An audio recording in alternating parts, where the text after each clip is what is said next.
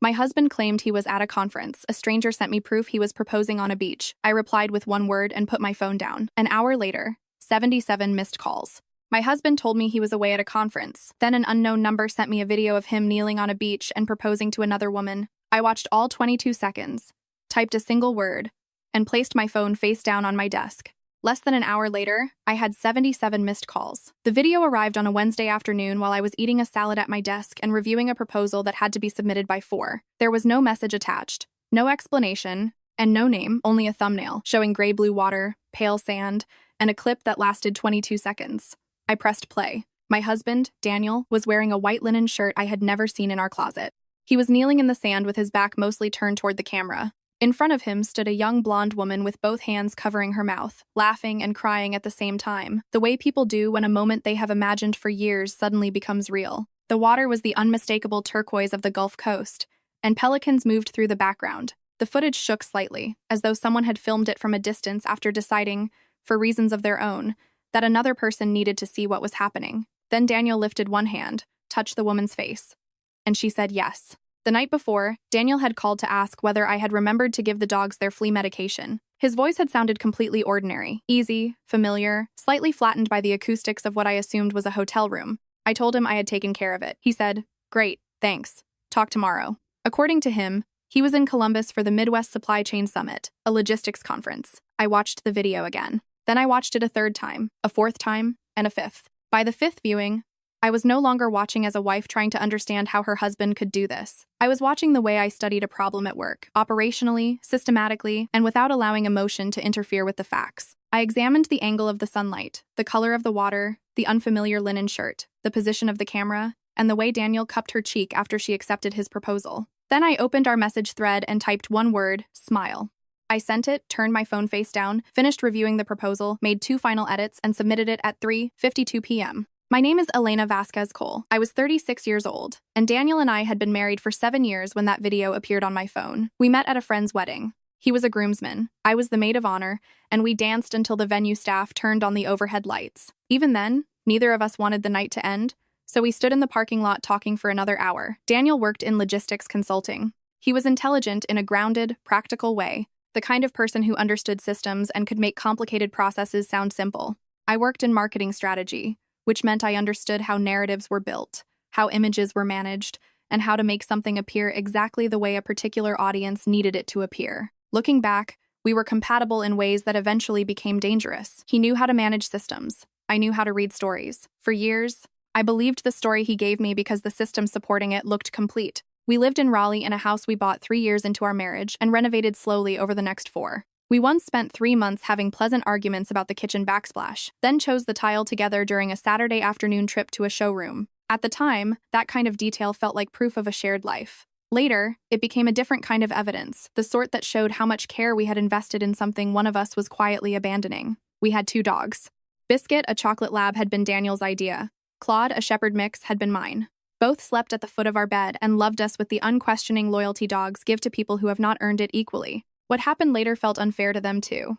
I know that sounds irrational, but I have never stopped believing it. They had trusted the structure of our home just as completely as I had. I used to say our marriage had been good. After the video, I could no longer make that claim with certainty because I had lost access to any neutral version of our past. Once you discover what a document truly says, you cannot return to the innocent way you read it before. What I can say is that I believed the marriage was good, and I had evidence that seemed convincing at the time. Daniel came home consistently. He laughed at the right moments, knew exactly how I took my coffee, remembered small details, and 6 weeks before the video had surprised me with reservations at a restaurant I had mentioned only once. I interpreted that as attentiveness. Perhaps some of it was, that is one of the harder truths. A person can be attentive and deceptive at the same time. A lie does not always erase every genuine thing around it. Sometimes it simply changes the meaning of all of them. I had noticed signs.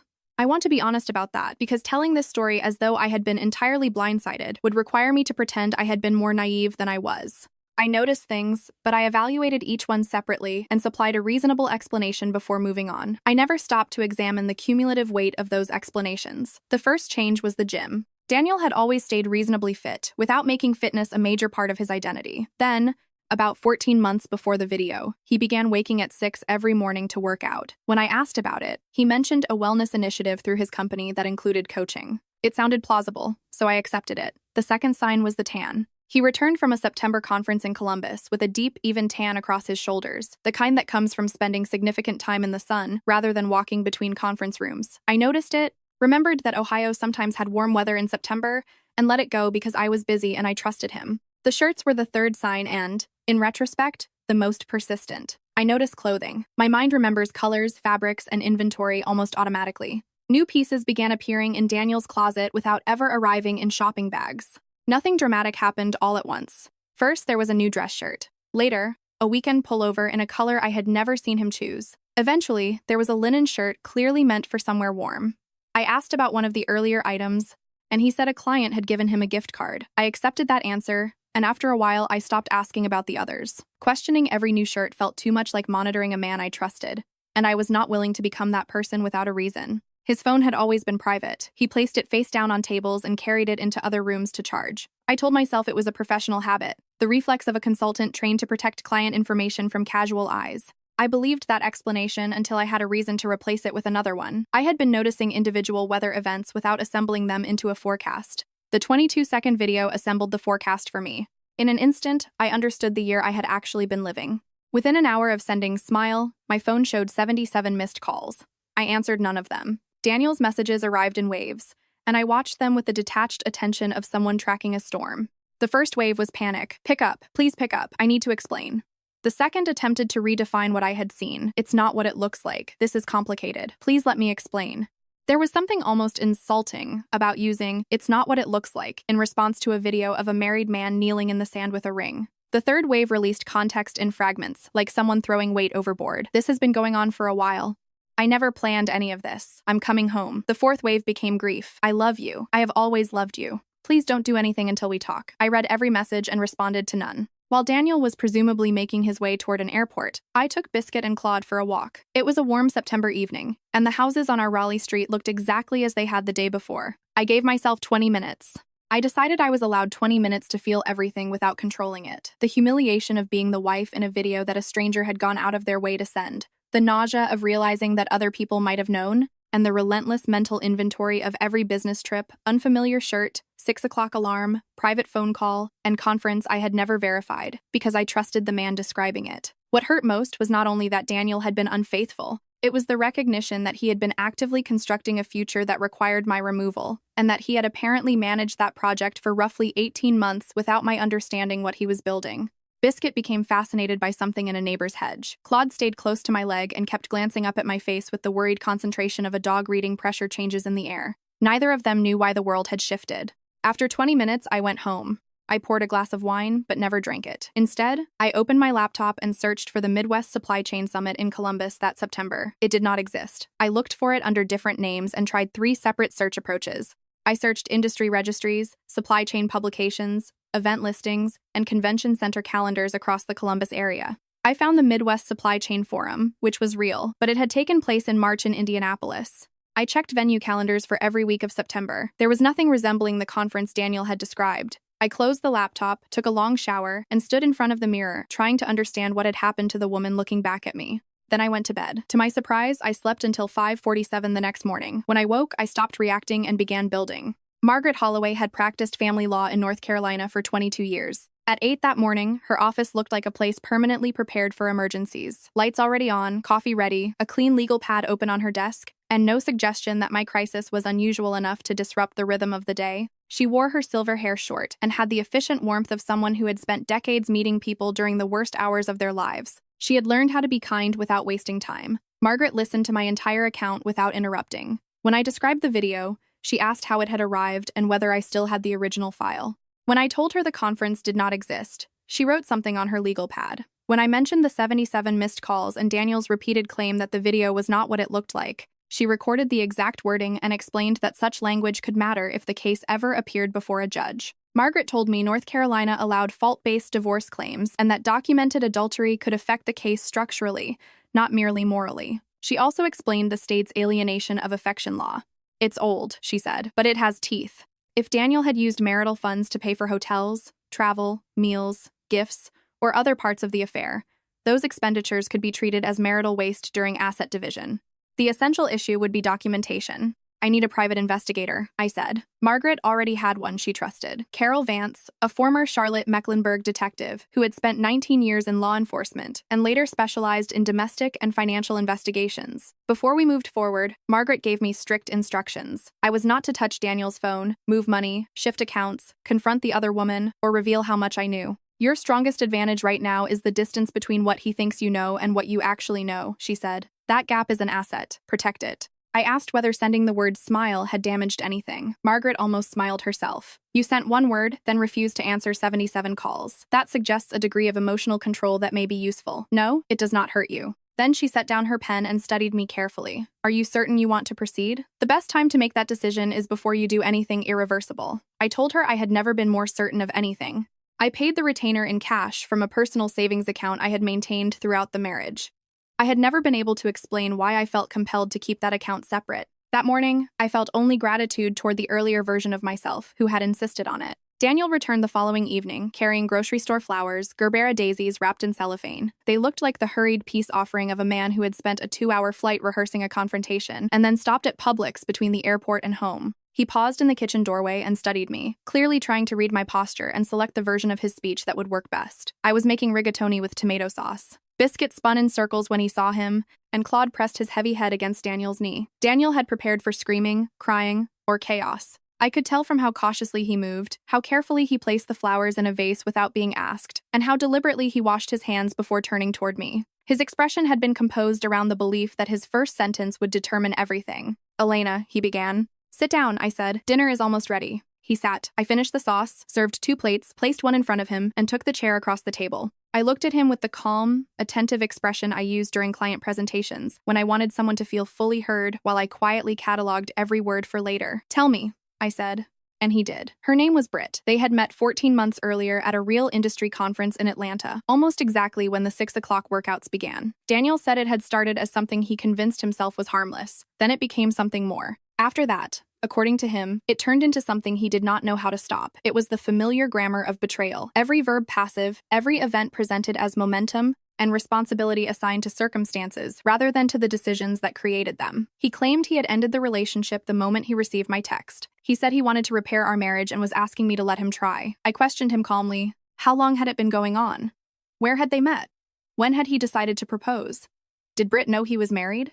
To my surprise, he answered nearly everything. Then I understood that the confession was not simply honesty. It was a strategy. Daniel believed a complete admission, combined with visible remorse, might create a path back into the marriage. He had calculated that transparency was now his strongest available move. Britt, he admitted, had known about me. He had told her we were having problems and drifting apart, using the vague, frictionless language of a married man trying to make a second woman comfortable with continuing an affair. I listened, said, okay, and cleared the plates. The following morning, I called Margaret and repeated every answer Daniel had given me. By then, Carol Vance was already working. Margaret had forwarded her the original video the same evening I hired them. Carol had spent 19 years with Charlotte Mecklenburg, and the previous 8 focused on domestic and financial investigations. She treated the 22 seconds of beach footage like a collection of coordinates. From the visible pelicans, the color gradient of the Gulf water, the depth near shore, and the curve of the coastline, she identified the location as Destin, Florida, on the western Emerald Coast. She compared that conclusion with Daniel's travel schedule and available financial records. Within 12 hours, she had a hotel confirmation. Shores of Panama, room 387, checkout on September 15th.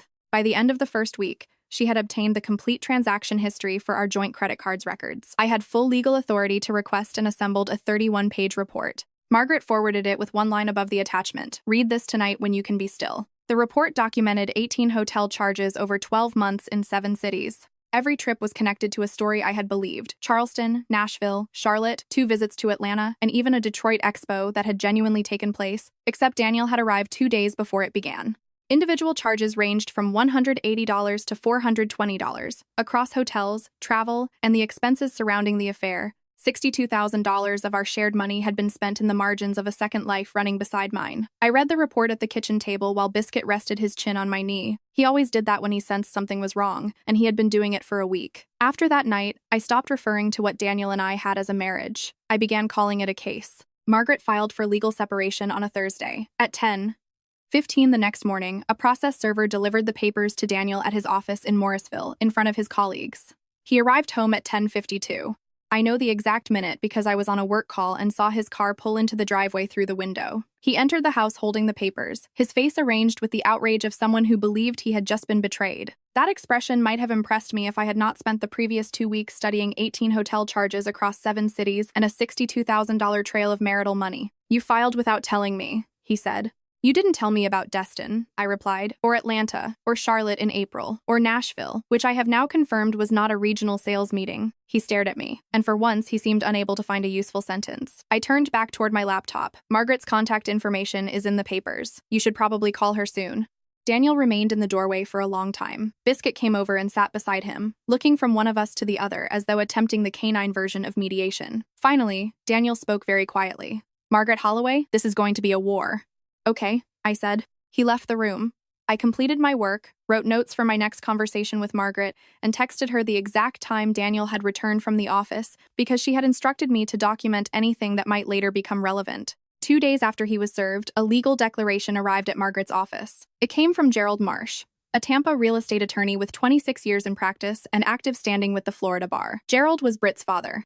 The document was written with the careful precision of someone who understood exactly how professional reputation could be used as leverage. His declaration stated that Britt had entered the relationship in the good faith belief that Daniel and I had a mutual understanding. According to Gerald, Britt had been told I knew about the relationship and had implicitly consented through inaction. She believed Daniel and I were informally separated, and that I had chosen not to challenge the arrangement. Therefore, any claim portraying Britt as a knowing participant in adultery, or any legal action directed at her under an alienation of affection theory, would be based on a false characterization. Gerald declared that he was prepared to testify and produce supporting documents. Margaret called the filing competent legal strategy. It transferred nearly all moral responsibility to Daniel, protected Britt by recasting her as another victim of his deception, and placed Gerald's 26-year professional reputation behind the argument. He had decided that shielding his daughter was worth attaching his own bar, standing to her version of events. "He doesn't know what we have," Margaret said. Her voice carried the contained satisfaction of someone who had spent weeks preparing for a move and had just watched it arrive exactly when expected.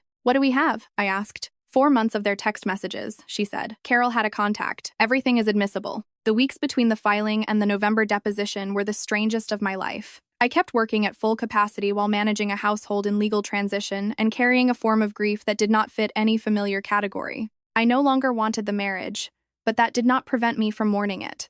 Grief does not require you to still desire what was lost. It only requires that the thing once occupied real space in your life. Our marriage had been real to me. The routines, plans, rooms, arguments about tile, restaurant reservations, dog walks, and years of ordinary companionship had taken up space. Discovering that Daniel had built another life did not instantly empty that space. It only made the space painful to enter. Daniel moved into a short-term rental in Durham. We communicated through attorneys, which created a surreal form of domestic life in which everything continued, but nothing was spoken across the kitchen table. Every request was mediated. Every exchange was documented. The dog stayed with me by agreement and, practically speaking, by default. For the first 2 weeks, Biscuit slept on Daniel's side of the bed. Then he moved to the center. I accepted that as a verdict and did not challenge it. I worked, reviewed everything Margaret sent, and supplied whatever Carol needed to verify the timeline. I found expense reports, old travel receipts from our shared Dropbox, household records, and screenshots of the non-existent Columbus conference that I had taken the night the video arrived. I also kept a timeline in a locked note on my phone. Whenever a memory resurfaced and looked different under the new facts, I added it. There was the evening. Daniel returned late from what he said was a flight from Denver. There was an October weekend when he claimed he was helping a friend move. A month later, I happened to call that friend, who said, "Oh, I didn't know Daniel was in town." At the time, I had chosen not to pursue the contradiction. I refused to punish myself for that choice now. Regret required energy, and I needed mine for work that could still change the outcome. Margaret told me she was building toward a single exhibit, although she did not identify it at first. She had the instincts of a lawyer who understood that some clients operated better with clear direction than with every tactical detail. "Trust the preparation," she told me more than once during those 4 months. "We are going to let them construct their case. We are going to let them become comfortable inside it. Then we will introduce something they do not know exists." November arrived. The deposition took place in a conference room at Margaret's firm rather than in a courtroom. She explained that this was standard. Depositions were commonly held in attorneys' offices. The room had a long table surrounded by 10 chairs, bright professional lighting, 3 glass water carafes no one touched, and the neutral institutional feeling of a space that had hosted hundreds of difficult conversations without developing an opinion about any of them. Margaret sat beside me. Across from us were Daniel and his attorney, James Fowler, a silver-templed man with the polished confidence of someone who had been exceptional at this work for a long time and expected the room to adjust around him. Daniel wore a carefully selected suit and had cut his hair shorter since the evening he returned with Gerbera daisies. A court reporter sat at the end of the table with her machine. Gerald Marsh appeared by video from Tampa, wearing a suit jacket and tie chosen specifically for the occasion. The opening portion was procedural. Fowler raised objections to several parts of the evidentiary record, and Margaret addressed each one with practiced efficiency. It felt like a pre-battle ritual performed by professionals who knew the language so well they no longer needed visible emotion. Gerald confirmed his credentials: 26 years as an attorney, active status with the Florida bar, his relationship to Britt, and the factual basis for his declaration. He was controlled, precise, and thoroughly prepared. I watched him and thought about what it meant to place nearly 3 decades of professional standing behind a sworn statement for your child. There was love in that decision. There was also a catastrophic miscalculation. Then Margaret opened a folder and placed Exhibit D on the table. She did not announce it or build suspense. She simply positioned the paper in front of us while simultaneously submitting the digital version into the official record. By the time anyone lifted their eyes from the printed pages, the exhibit was already permanently part of the proceeding. Margaret read the relevant exchange once, clearly, in the same even voice she used for everything else. The messages were dated on a Thursday afternoon in January, 4 months into the affair. Britt had written, "Does she actually know about us?" Daniel answered, "She suspects, but she's not going to do anything. You know how she is." Britt replied, "Good, I just need to know we're protected." Margaret lowered the page. The room became quiet, not the theatrical silence of people gasping, but the more consequential silence of experienced professionals receiving a fact that changed the architecture of the case. Everyone was calculating separately. Fowler was considering what it did to his position. Daniel was measuring what else might exist. Margaret already knew. I watched Gerald Marsh's face on the screen. He was too experienced to let his expression collapse, but something behind it visibly shifted. It was a small recalibration, the look of a man realizing that the foundation beneath his sworn declaration was not the foundation he had been given. Gerald had asserted under his professional credentials that Britt believed I had consented to the relationship and understood herself to be involved with a man in an informally separated marriage. Yet his daughter's own words showed that she had questioned whether I knew. She had not simply accepted a clear statement that I had agreed. She had needed reassurance. She had needed to know whether they were safe from consequences. Daniel did not tell her I had consented. He told her I suspected the affair and would do nothing because of how I was. Britt responded that this was good enough because she needed to know they were protected. Those were not the words of a woman operating under genuine consent. They were the words of someone conducting a risk assessment, receiving an answer, and deciding the risk was acceptable. Gerald's declaration tried to establish Britt as a second victim of Daniel's deception. Britt's own message established something much more damaging. 4 months into the relationship, she understood that I might not know, asked Daniel to clarify, and accepted his claim that I would remain passive. At 10:47 a.m., Fowler requested a recess. He and Daniel left the room together. Margaret and I waited in the hallway on chairs that sat slightly too low. We held paper cups of water. Neither of us drank. While she wrote brisk notes in a shorthand, I could not read. She did not look surprised. She was already planning the next stage. "He reviewed enough to feel confident," she said, referring to Gerald. Then she added, "We reviewed everything." She said it without triumph, simply stating a fact that had required 4 months of disciplined work to make simple. 1 exhibit. 11 words from Britt's side of the message thread. A declaration backed by 26 years of professional standing now placed permanently beside the text that contradicted its core claim. We returned to the conference room at 11:22. Nothing visible had changed, but the arrangement of power felt different. Fowler remained composed and professional, yet the nature of his confidence had shifted. Before the recess, he had moved like a man standing on ground he knew. Afterward, he carried the controlled concentration of someone who had discovered the terrain was unstable and was testing every step. Daniel sat very still. It was the stillness of a person no longer calculating what he wanted, but what remained available to him. Margaret continued methodically and revealed nothing more than she needed to. I recognized the technique because I had used versions of it in client negotiations and difficult presentations, in rooms where what I knew and what the other person knew were not yet the same. Watching Margaret work, I understood the discipline behind it. As the deposition ended, Daniel finally looked directly at me across the table. I want to describe that moment accurately. His expression did not ask for forgiveness, and it did not contain the frantic self-justification he had brought home with the flowers. He looked at me with the stripped, focused attention of someone who had finally grasped the scale of what he had lost and could no longer hide behind the belief that the other person did not understand. It was the way people look when the performance has ended, and nothing remains to manage. I held his gaze without displaying anger or satisfaction. I gave him only steadiness, the same steadiness I had practiced since the Wednesday afternoon when I watched 22 seconds of beach footage, typed 1 word, put my phone down, and finished a proposal. Daniel looked away first. On the video screen, Gerald gathered his papers with the precise efficiency of a man managing an exit. His declaration remained part of the public court record, supported by 26 years of bar standing and written to protect his daughter. Directly beside it sat Exhibit D. Beside every claim that Britt believed I had consented were the words she had written on a Thursday afternoon in January, words that had traveled from a private message thread to a conference room in Raleigh the following November and quietly dismantled the declaration clause by clause. I just need to know we're protected. They were not. The settlement took 6 weeks to negotiate and another 3 to finalize. I will not list every provision because the individual terms are not the point of this story. What mattered was that the legal framework Margaret had explained during our first meeting worked in the practical way she said it would. The $62,000 Daniel spent from joint funds on hotels, travel, and the surrounding expenses of his affair was treated as marital waste. That affected the division of assets in concrete, mathematical terms, not merely as a moral judgment. The alienation of affection law Margaret had described as old but capable of biting did exactly that. James Fowler negotiated with the persistent professionalism of an attorney trying to secure the best remaining outcome after the leverage had moved decisively to the other side. Margaret negotiated with the calm of someone who knew where the leverage was and felt no need to hurry. The agreement was signed on a December afternoon. Margaret called while I was sitting in my car in a grocery store parking lot. After the call ended, I stayed there for several minutes before going inside. There was no dramatic celebration. Some victories arrive as silence, followed by the realization that you are finally allowed to continue with your life. Britt's family did not pursue any further legal involvement. Gerald never amended his declaration, so it remained in the public record in its original form, permanently positioned beside Exhibit D. The irony required no explanation. In January, Margaret's office sent the final letter closing my case. She signed it in her usual efficient manner and added one handwritten line at the bottom. "You were one of my better clients. The work was excellent." I called to thank her. At first,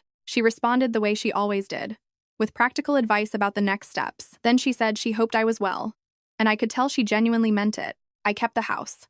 I kept Biscuit and Claude, and I repainted the kitchen, something I had wanted to do for 2 years, but had postponed while waiting for a consensus I no longer needed.